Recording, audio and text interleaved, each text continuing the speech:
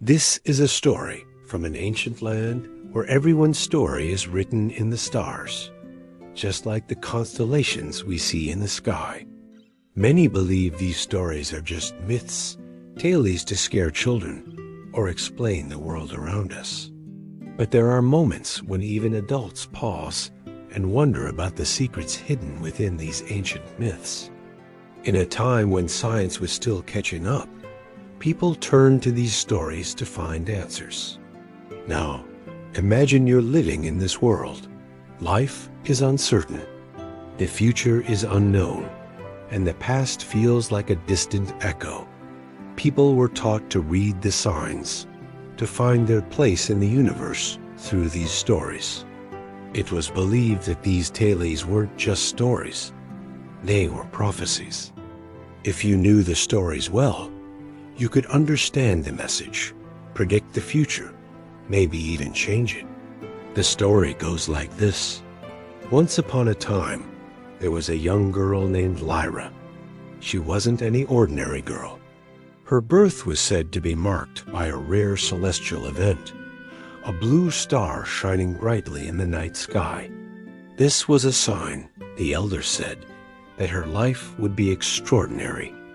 As she grew older, Lyra noticed that the villagers treated her differently.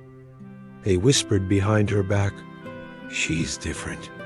She's special," but they never explained why. Lyra was curious, but she didn't know where to start. She knew about the stories, those tales that foretold the future, but she didn't know how to find hers. One day, an old storyteller visited the village. He sat by the fire, and under the light of 100 candles, he began to spin a tale. The villagers gathered around him, their faces illuminated by the flickering flames. And he told them, "There's a place beyond the whispering woods where stories come alive. If you go there, you can find the story that was meant for you." Lyra was excited. Finally, someone was talking about her story. She wanted to know more. She stayed behind after everyone left. "Please," she asked the storyteller, "can you take me to this place? I want to find my story." The old man smiled. He knew about Lyra. He'd been watching her. "Are you sure, child?" he asked. "Finding your story might change everything. Are you ready?" Lyra took a deep breath. She knew what she had to do. "Yes," she said, "I'm ready." They journeyed for many days. The path was long and difficult, just like many stories, but Lyra was determined. Finally, they reached a clearing. In the middle stood a giant tree. Its branches were like storybooks, filled with tales waiting to be told. "Here," said the old man, "find your story and it will show you the way." Lyra walked slowly among the trees. She touched its rough bark. She closed her eyes and listened to the wind. Suddenly, she heard a voice.